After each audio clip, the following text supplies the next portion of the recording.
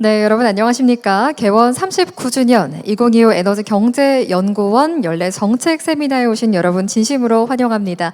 저는 오늘 행사 진행을 맡은 아나운서 최정희입니다. 반갑습니다. 네, 에너지 분야 미래 방향성을 함께 그려보는 이런 뜻깊은 자리에 함께해 주신 모든 분들 진심으로 반갑습니다. 오늘 행사는 저희가 특별히 영상을 좀 준비를 해봤는데요. 본격적인 시작에 앞서서 먼저 오프닝 영상 시청하시겠습니다. 과거 에너지 정책의 기초 인프라에 대한 중요성이 제기된 가운데 1970년대 연이어 찾아온 1, 2차 오일 쇼크. 이에 따라 에너지 정책 연구 전담 조직의 필요성이 대두되면서 1986년 설립된 에너지경제연구원. 우리나라의 급격한 산업 발전과 경제 성장, 그에 따라 소요되는 에너지의 안정적 공급 문제, 에너지경제연구원은 항상 대응하고 있었습니다. 또다시 인류에게 찾아온 전 지구적인 환경 문제, 기후위기, 에너지경제연구원은 준비하고 있습니다. 국가와 국민의 삶의 질 향상을 위하여 에너지의 미래를 준비하고 있는 에너지경제연구원.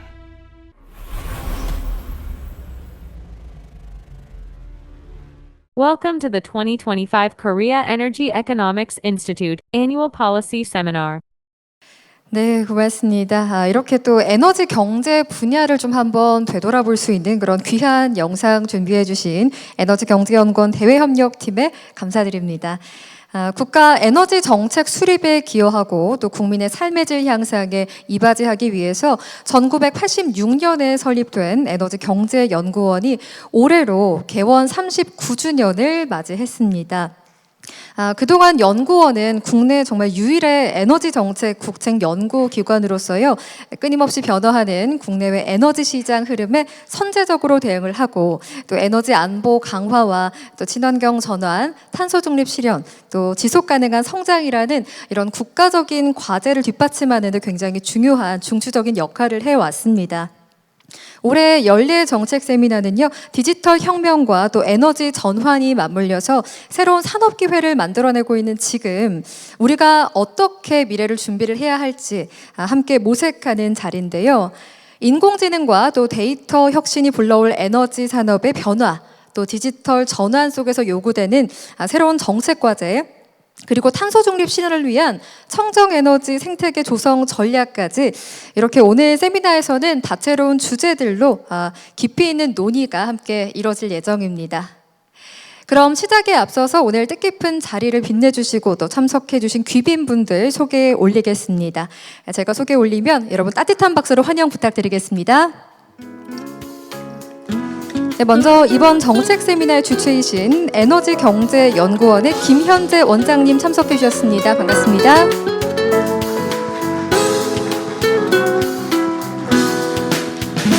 네, 계속해서 CF연합 이회성 회장님 여러분께 소개해 드립니다.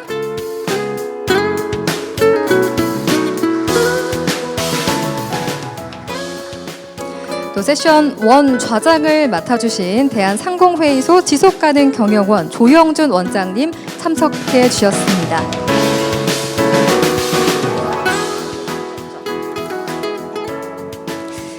네, 고맙습니다. 그러면 지금부터는 2025 에너지경제연구원 연례 정책 세미나의 문을 좀 힘차게 열어보도록 할 텐데요. 개회사는 에너지경제연구원 김현재 원장님께서 해주시겠습니다. 원장님을 단상 위로 모시겠습니다. 여러분 따뜻한 박수 부탁드리겠습니다.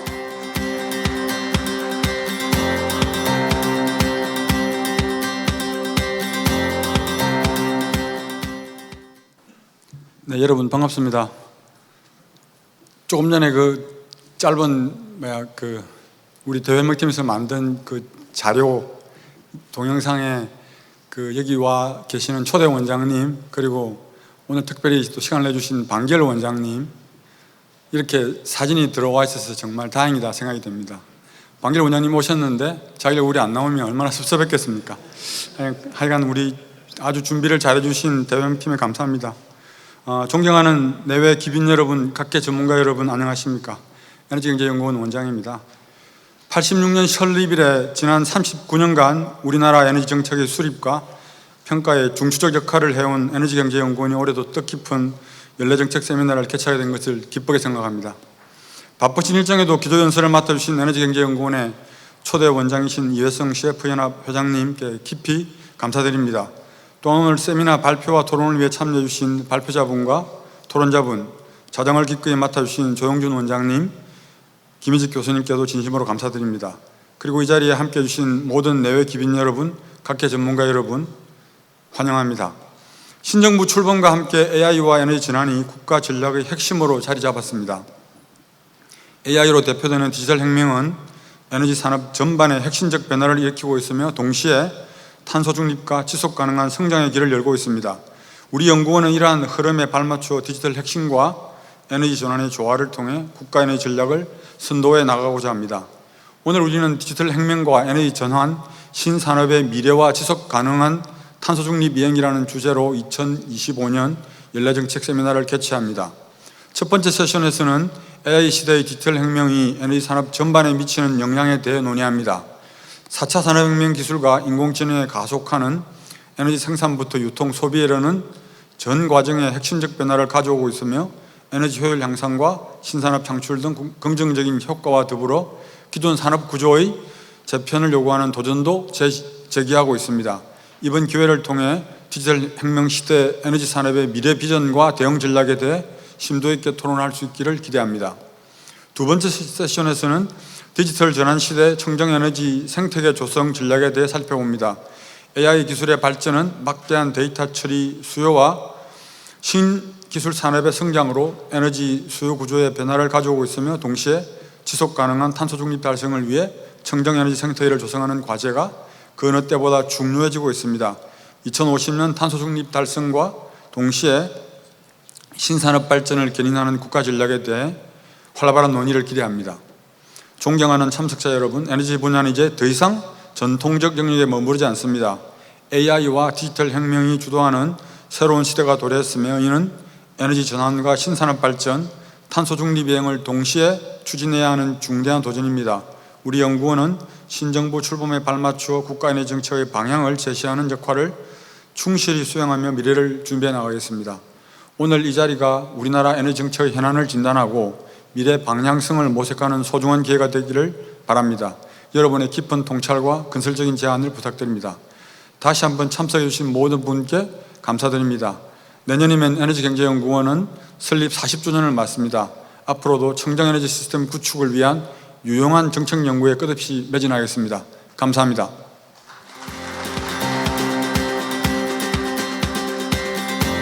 네, 또 원장님께서 말씀해 주신 것처럼 AI를 비롯한 디지털 혁명은 에너지 산업 전반에 굉장히 혁신적인 변화를 가져오고 있는데요. 오늘 이 자리가 또 바로 그러한 변화의 흐름을 함께 진단하고 미래 방향성을 고민하는 의미 있는 시간으로 채워지길 바란다는 말씀으로 오늘 행사의 문을 열어주셨습니다. 김현재 원장님 다시 한번 감사드립니다. 네, 그럼 이번에는 기조연설을 만나보겠습니다. 에너지경제연구원의 초대 원장이시자 전 IPCC 의장이신 CF연합 이회성 회장님께서 준비해 주셨는데요. 주제는 기후, 에너지, 그리고 AI입니다. 우리나라의 무탄소 경제와 또 기후위기 극복을 위해서 많은 노력을 기울여주고 계시죠. 회장님을 단상 위로 모셔서 연설을 청해 듣겠습니다. 여러분 뜨거운 박수 부탁드리겠습니다.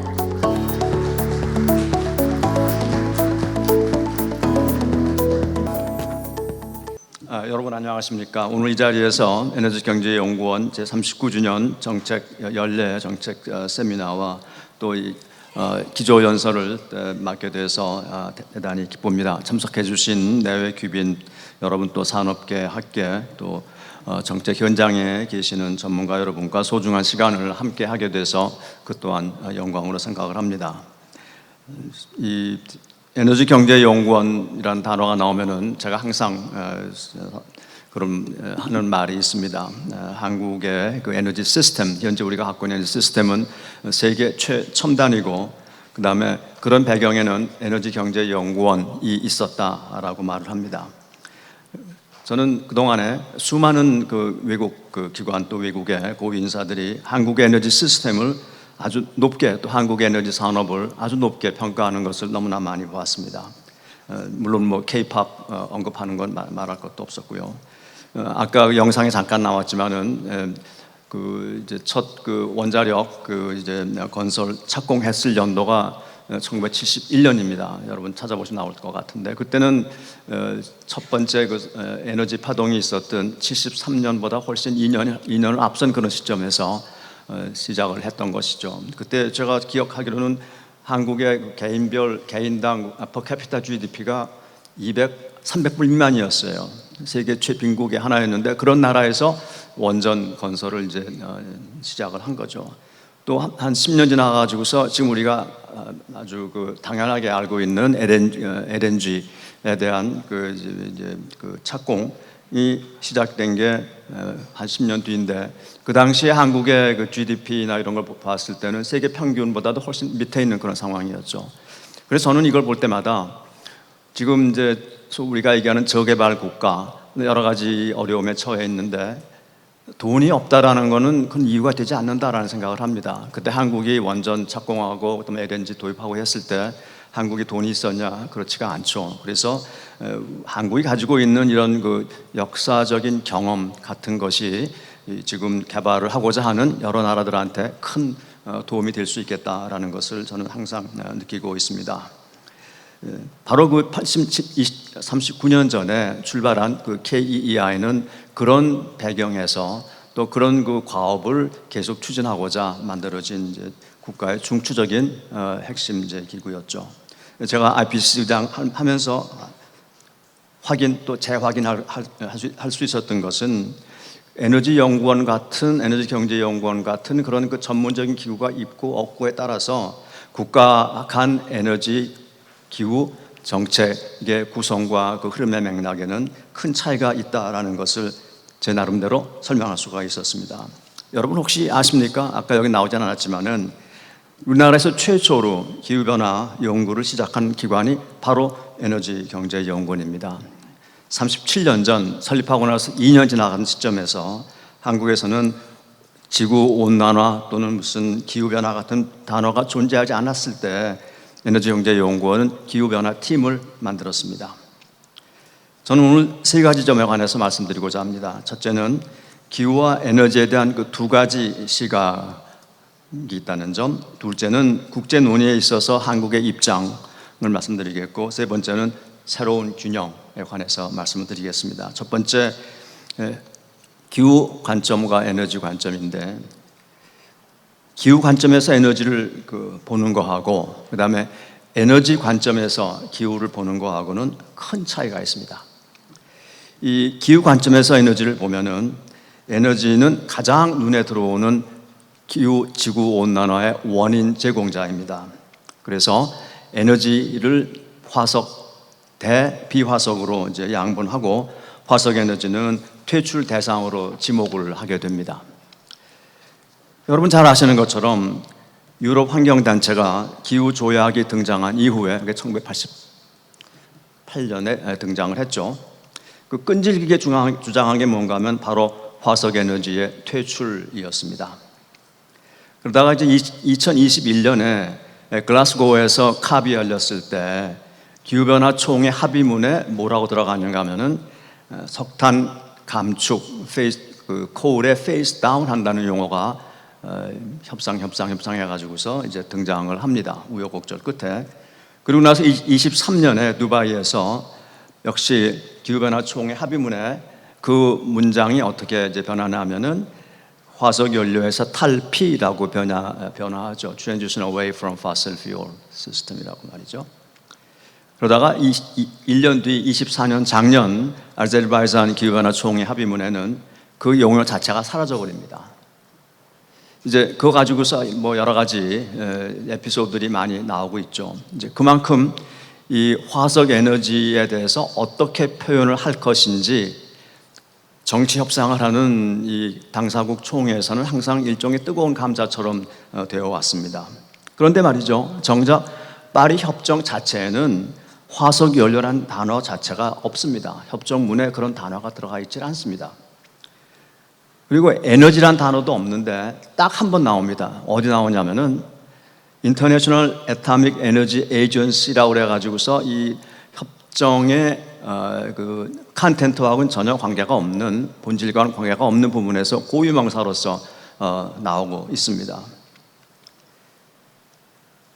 그동안 끈질긴 그 화석에너지 퇴출 압력에도 불구하고 화석에너지 소비는 계속 증가했죠. 그래서 현재 전 세계 공급의 78%를 점하고 있고, 또 통계를 보면 분명히 지는 건데, 뭐 2010년에는 한 80% 수준이었어요. 주로 봤는데 2%밖에 줄질 않았죠. 강세가 지속되고 있습니다. 이제 현재 그 발전 부분을 본다면은 전체 세계 발전의 한 45% 정도가 석탄이고, 그 다음에 그 비율이 계속 유지되면서, 그 다음에 또 발전의 그 수요는 계속 이제 늘어서 2010년에도 그런 비율은 계속 45%고, 동시에 그렇기 때문에 석탄 그 발전량이나 또 석탄의 생산량, 소비량은 지금 그 석탄 역사상 최고점을 지금 기록을 하고 있습니다. 여러분 시간 나시면은 World Coal Association이라는 데 들어가셔가지고서 그 석탄 산업계가 보는 에너지 픽처가 뭔지를 한번 보시기 바랍니다. 석탄 이외 산업, 석탄 이외 분야에서 보는 에너지 픽처, 기후변화 픽처하고 너무나 다른 것을 이제 알 수가 있습니다. 지난 13년 동안에 그 전력 그 소비 증가분의 43%는 풍력과 태양광이 점했고, 그 다음에 44% 거의 비슷한 수준을 석탄하고 천연가스가 점했습니다. 그래서 이 전력 생산에서는 증가분을 봤을 때 중요한 포인트인데, 거기서는 재생에너지가 아주 약진을 했습니다.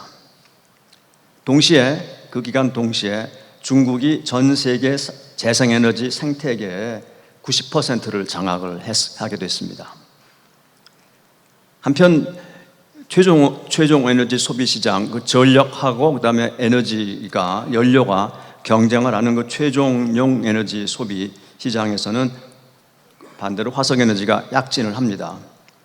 소비 증가분의 절반을 석유하고 천연가스가 가져가고, 나머지 40%를 이제 전력이 가져가는 그런 이제 모양새이죠. 앞으로 전력이 는다고 합니다. 근데 현재까지는 그렇게 이제 되어 있는 거죠. 그 왜 그런 그림이 그려지는가? 화학, 철강, 시멘트 산업이 화석 연료를 이제 기반으로 하고 있는데, 여러분 아시는 것처럼 이들 산업이 그 최종 에너지 시장에서 가져가는 그 부분이 한 32% 정도가 됩니다. 그래서 이 3개 산업이 화석 에너지 연료의 시장 지배력을 도와주고 있는 그런 그 모양이 이제 되고 있는 것이죠. 특이하게도 석유화학, 철강, 시멘트 산업을 퇴출시키자라는 말은 나오고 있지 않습니다.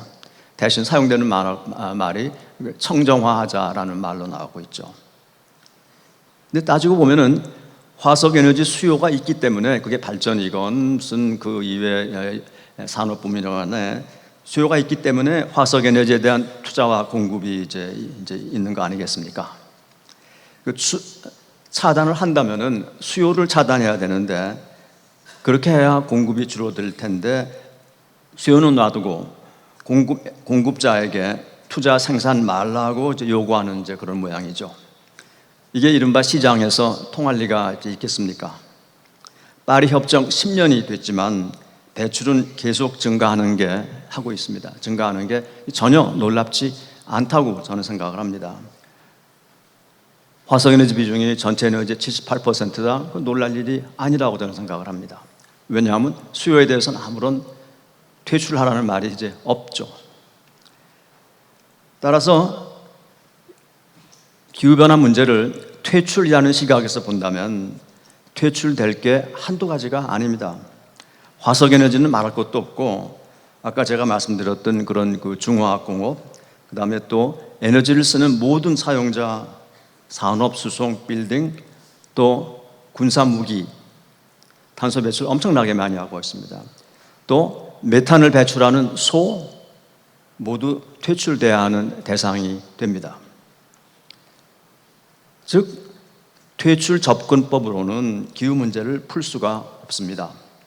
그 방법을 밀어붙일수록 기후 문제 해결은 제로섬 게임으로 귀착이 되죠. 형평의 문제가 도달되죠.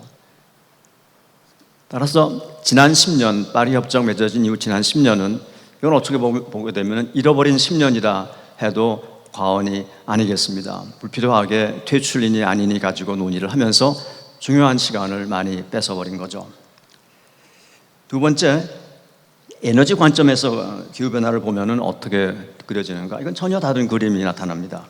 이제 기후변화는 에너지 수급 시스템에서 배출된 온실가스 때문에 발생한 이제 외부 효과라고 알려져 있죠. 따라서 온실가스 배출 처리 기술의 문제로 귀결이 됩니다. 퇴출 대상은 에너지원이 아니라 배출이라는 얘기죠. 기존의 모든 에너지원을 청정화하면서 동시에 새로운 에너지, 청정에너지원인 재생에너지가 추가되는 그림이 이제 그려지는 겁니다.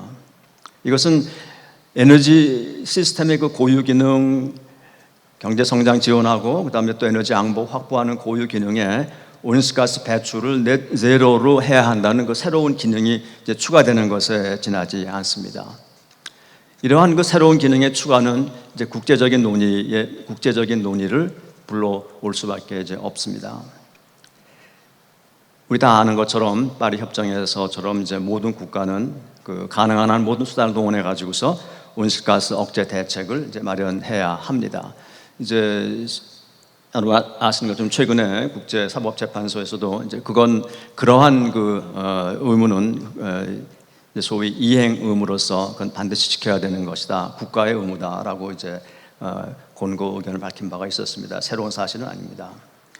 근데 거기에 뭐라고 되어 있냐면은 국가 NDC의 평가는 3개 요소에 의해서 평가할 수 있다라고 하는 이제 권고 의견이 있어요. 첫 번째가 역사적 배출량, 두 번째가 경제발전 수준, 그다음에 세 번째가 이제 국가적 상황 이렇게 이제 되어 있죠. 여기서 이제 경제발전 수준이나 국가적 상황 이거는 기존의 CBDR하고 다 연결이 되어 있는 것이고 이제 역사적 배출에 관해서는 이게 선진국하고 후진국하고 이거를 어떻게 해석하느냐에 따라서 실제적으로 이런 NDC를 제출할 때 해석을 어떻게 하느냐에 따라서 갈라져 있었는데 이번 사법재판소의 의견은 뭔가 하면은 역사적 배출은 NDC 같은 걸 이제 작성할 때 참고가 돼야 될 사안이다. CBDR의 한 중요한 부분이다라고 의견을 정리를 했습니다.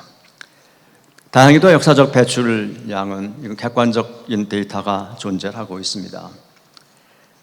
제가 찾아보니까 한국은 이제까지 2019년까지의 총 누적 배출량은 IPCC에서 나와 있는데 총 누적 배출량의 약 0.7%입니다.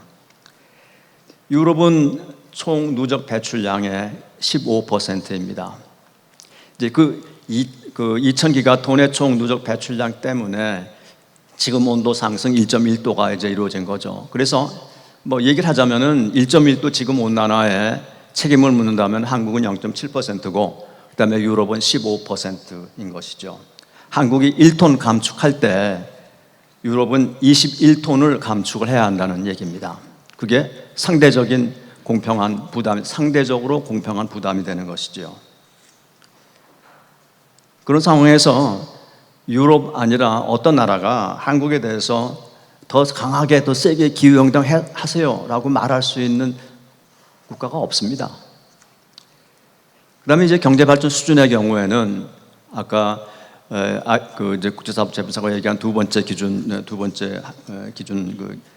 경제발전 수준은 여러 가지 인디케이터를 비교할 수 있겠는데 이거 역시 객관적으로 할 수가 있죠.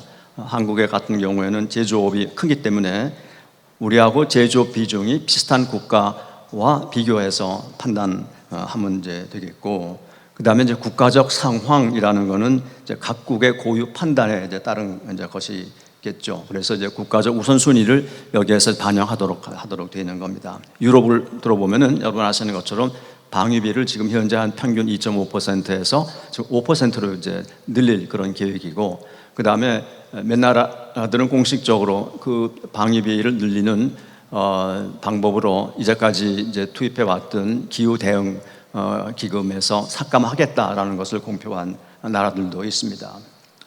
재원이 감소하는 거죠. 뭐 그거 역시 감소한다면은 NDC적인 차원에서 본다면은 전체적인 맥락에서 본다면은 참 해서는 안 될 일이지만은 유럽이 자기들 방위 때문에 어쩔 수 없다 하면은 그것도 또 어쩔 수 없는 일이죠. 그게 CBDR이고 그게 또 파리 협정의 기본 정신입니다.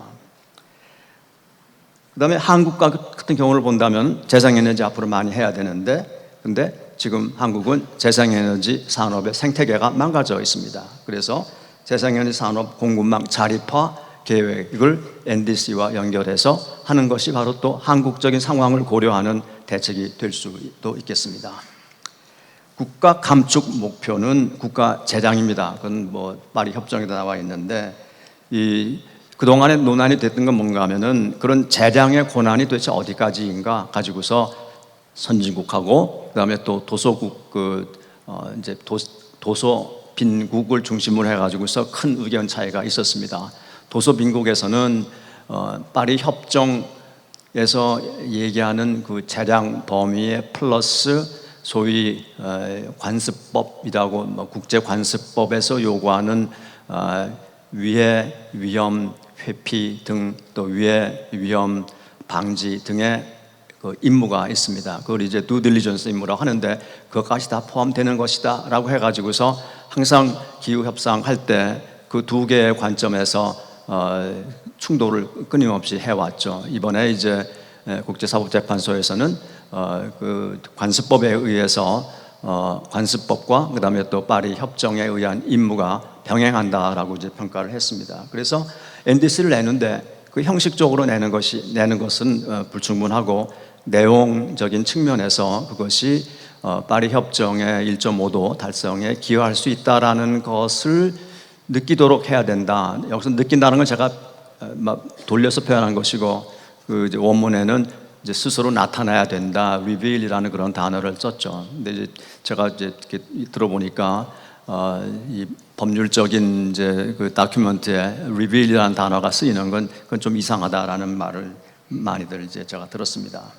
이제 중요한 거는 NDC가 이 관습법을 요구한다고 해서 관습법의 준행을 요구한다고 해서 국제사법재판소도 얘기했지만은 그것이 새로운 그 의무를 요구하는 것은 아니다라는 이제 부과한 것이 아니다라는 차원이죠. 최근에 국내에서 NDC를 준비하면서 이런 논의가 많이 있었습니다. 한국의 탄소 예산 범위 내에서 배출을 해야 한다. 그러면서 이제 IPCC를 이제 근거로 이제 활용을 하는 걸 봤는데 저는 IPCC의 종합 보고서를 직접 만들어냈고 또 그 앞에 있었던 7개의 보고서를 관장한 사람으로서 그것은 IPCC 과학의 오용입니다. 탄소 예산은 이 글로벌 탄소 배출 총량을 말하는 것이고 그 총량을 알아야 배출 총량을 알아야 1.5도를 묶는 그 시점이 나오고 또 2도를 묶는 시점이 나오죠. 탄소 배출의 탄소 예산의 그 의미는 바로 이 누적 배출량하고 그다음에 또 기후 과학자들이 이제 발견해낸 그 누적 배출량과 온난화의 함수 관계에서 1대1 함수 관계에서 나온 것이고 그걸 바탕으로 해가지고서 1.5도를 찍으면은 글로벌 총량이 얼마가 된다. 그 글로벌 총량이 탄소 예산이고 그다음에 2019년까지 그 글로벌 총량 중에서 이미 소진한 게 있으니까 남아 있는 게 잔여 탄소 예산이다 해가지고서 그 잔여 탄소 예산이 이제 2019년부터 앞으로까지 뭐 5천억 톤이다. 이제 이런 숫자를 만들어낸 것이죠. 이제 모델에 의한 이제 숫자죠. 반복되지만은 이건 지구 온난화 저지를 위한 지구 전체가 감당할 수 있는 총량을 말하는 그런 것입니다. 어느 누구도 국별 탄소 예산을 말하는 데는 없습니다. 그 다음에 만약에 그런 배분을 논한다면은 그거는 이렇습니다. 195개 국가가 다 모여가지고서 글로벌 탄소 예산은 500억 톤이다. 남아있는 게 5천억 톤이다. 자, 이걸 우리가 나눠 가집시다. 협상을 합시다. 해가지고서 협상을 해야 됩니다. 거긴 왜냐하면 서로 탄소 예산의 룸을 많이 가지려고 다들 협상에 임할 것이고 탄소 예산 숫자는 5천억 톤으로 제한되어 있으니까 주고받고 협상을 해야 되겠죠. 그럼 뭐 문자 그대로 많이 가져가면 적게 갖고 갈 수밖에 없는 그런 상황이고, 그다음에 또 만약 협상을 한다면은 여기에는 이제 거기에 기후 정의니 또 형평성이니, 그다음에 니들이 역사적 배출도 많이 했으니까 너희들은 조금 가져가야 돼 뭐 등 이제 복잡한 문제가 꼬이고, 그건 협상할 수가 없는 그런 대상이 되는 것이죠. 그래서 파리 협정에서 말하는 게 뭔가 하면 자발적으로 감축 계획을 내고 실행하세요라는 접근을 택한 것입니다. 이제까지 당사국 총회에서 탄소 예산이라는 말 자체가 나온 적이 없고, 그 다음에 거기에 대해서 이 뭐 글로벌 총량이건 더 그건 말할 것도 없고, 그 다음에 또 뭐 국가별 그건 더더 말할 것도 없는 그런 상황입니다. 이건 어떻게 보면 정치적으로 금기 사안인 셈이죠. 그 다음에 또 이것은 멀티래터럴의 논의를 전개하는 순간 국가 경제 주권 또 에너지 주권에 대한 개입을 시사하는 것이 됩니다. 파리 협정에도 탄소 예산이라는 단어가 들어있지 않습니다.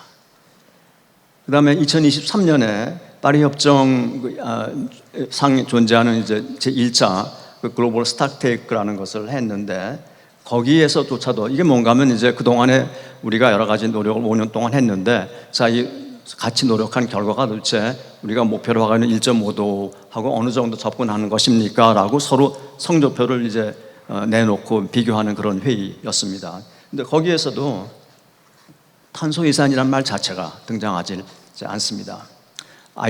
그 국제사법재판소 권고문 거기에도 탄소 예산이란 말 등장하지 없습니다. 만약에 상상하는 겁니다. 당사국 총회에서 탄소 예산이 언급된다면은 아마 이런 식일 겁니다. 우리 다 모아봤더니 NDC 다 모아봤더니 1.5도 그 탄소 예산을 너무나 초과합니다. 우리 앞으로 더 많은 노력을 해야 되겠습니다. 라고 할 겁니다. 근데 지금 여러분 아시는 것처럼 당사국 총회 끝날 때마다 이거 모자랍니다. 더 해야 됩니다. 이렇게 말하고 있지 않습니까? 그 말하는 데 있어서 글로벌 카본 버짓이라는 단어는 빼고 말을 하는 거죠. 아까 제가 말씀드렸던 것처럼 그거는 터치할 수가 없는 용어가 되기 때문에 그런 겁니다. 근데 여기서 제가 하나 좀 짚을 게 있다고 생각을 합니다. 그건 뭔가 하면은 이제 지구를 사랑하는 마음이 너무 크기 때문에 한국이라도 좀 나서가지고서 좀 더 강력하게 배출을 좀 억제하자, 참 좋은 가상한 이제 마음이죠. 그래서 탄소 예산을 가능한 한 작게 잡아가지고서 강력하게 이제 배출 감축을 추진하자, 지구 사랑하는 마음 때문에. 그런데 만약에 다른 나라가 한국만큼 열정이 없어가지고서 뭐 느슨하게 잡았다고 하면은 그건 참 좀 곤란한 얘기죠.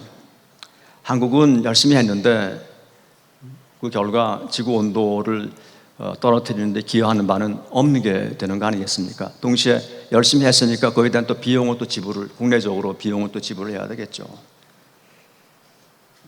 그래서 우리가 지구 보호를 위해서 한국 그 경제 또 소비자들이 어느 정도 좀 손실을 좀 봤습니다라고 말을 할 때 그 투자자나 근로자, 소비자들이 거기에 공감할 수 있겠는가 하는 생각을 안 할 수가 없습니다.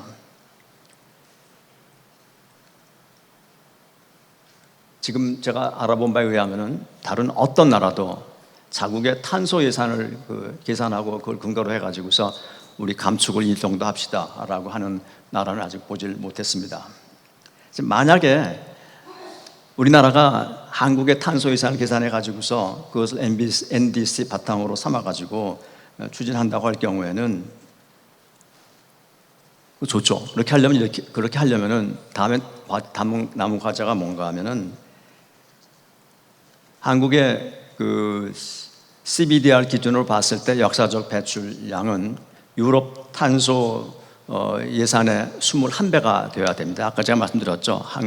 한국이 한 톤 줄일 때 유럽은 21톤을 줄여야 되고, 그 배경은 역사적 배출 때문에 그런 것이다. 그렇다면은 우리가 이만큼 줄이고 있으니까 유럽에 대해서 우리와 같은 기준으로 당신네들은 21배 더 줄이는 계획을 내세요라고 말을 이제 해야 되는 것이죠. 이제까지 유럽은 한국에 대해서 계속 요구만 했어요. 이제 한국이 유럽에 대해서 요구를 해야 합니다. 우리보다 더 많이 줄이세요. 21배로 더 많이 줄이세요. 라고 말이죠. 끝으로 제가 이제 이 새로운 균형에 대해서 말씀을 드리겠습니다. 이 기후변화하고 에너지 관계는 22년 우크라이나 전쟁 그리고 곧 이어가지고서 이제 우리가 다 보게 되는 이제 AI의 생성형 AI의 확산 때문에 아주 새로운 국면에 이제 진입을 했죠. 그래서 이 청정 에너지 기술 제조업하고 또 청정 에너지 이제 생산에 따라서 공급망의 지정학적 리스크가 너무 이제 편중된 게 너무 이제 증가를 했습니다. 그래서 이 모든 면에서 청정 기술 관련 청정 기술 관련된 모든 공급망이나 그다음에 또 투자 그다음에 또 앞으로의 전망에 있어서 이건 완전히 중국이 압도하고 있습니다. 이제 그게 이제까지는 글로벌리제이션이 순풍을 타고 있을 때는 그런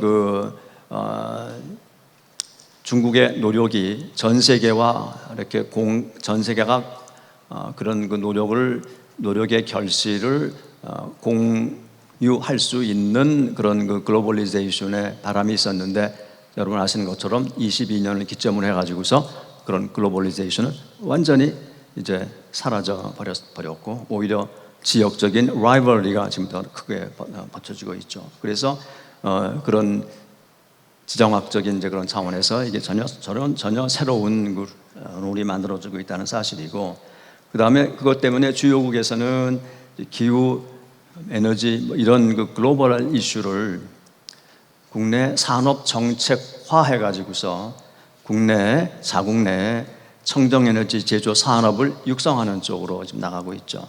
그러니까 과거에는 무슨 제조 시설 얘기 나오게 되면은 not in my backyard라고 그러지 않았습니까? 님비라고 그랬는데 지금은 그 반대로 모든 것은 내 백야드, 내 프론트 야드를 갖고 와야 된다라고 다들 얘기하고 있죠. 유럽마저도 재생에너지의 공급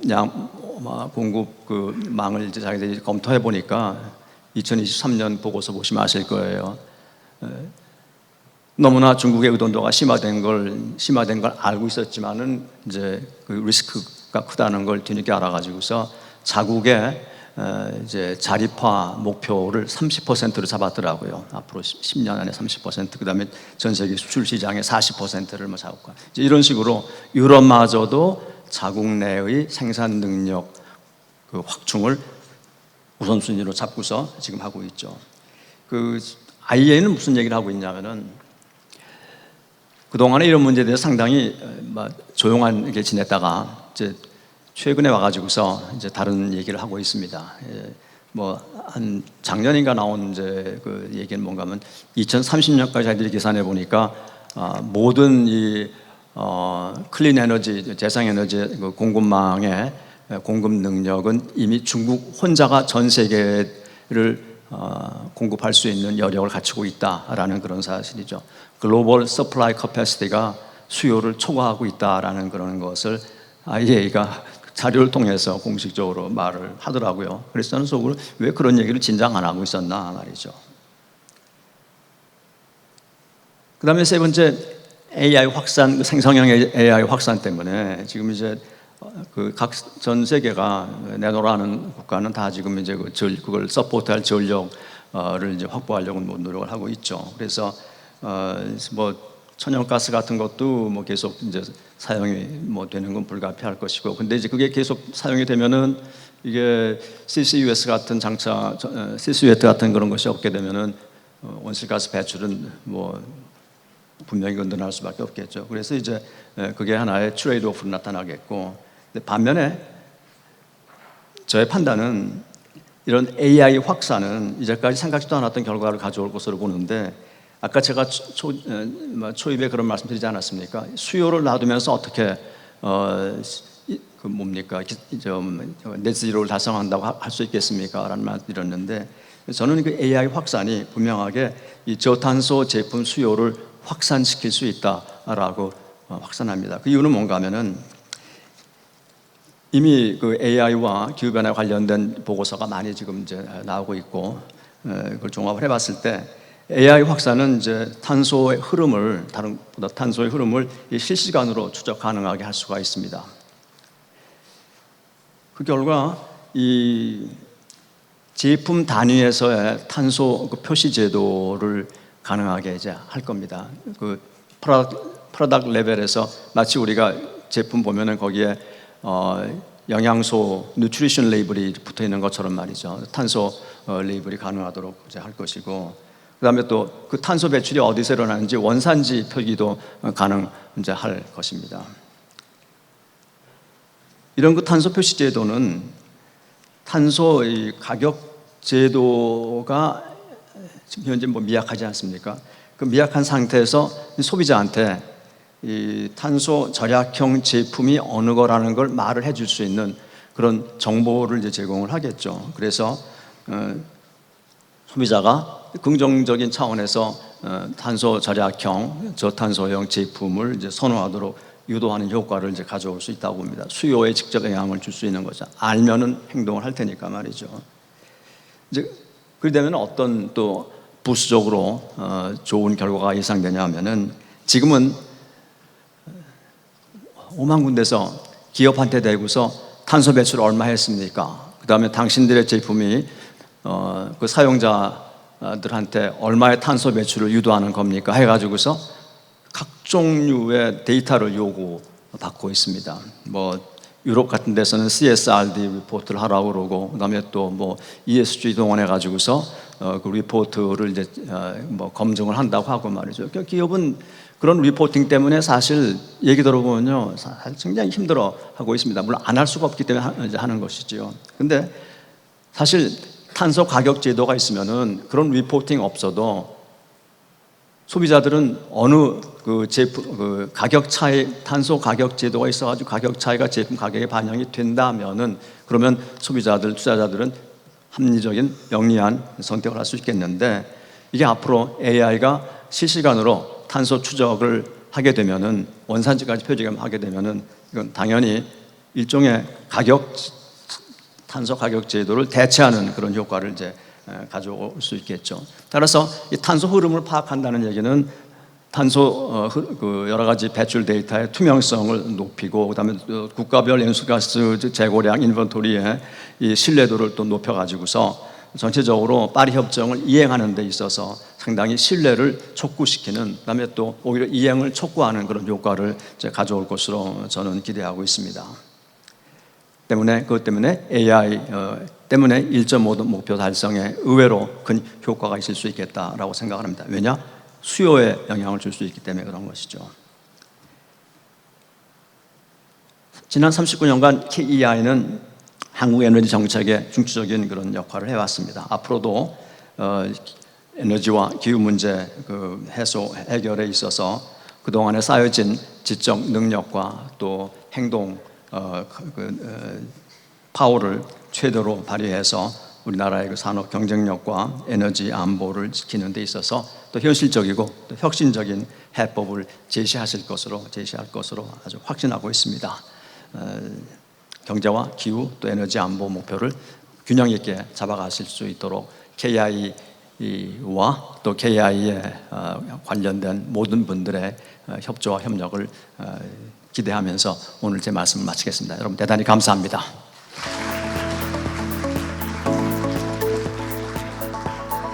네, 고맙습니다. 말씀해 주셨던 것처럼 기후와 에너지 그리고 AI라는 이 세 가지 화두는 오늘 세미나의 주제와도 굉장히 깊이 맞닿아 있는데요.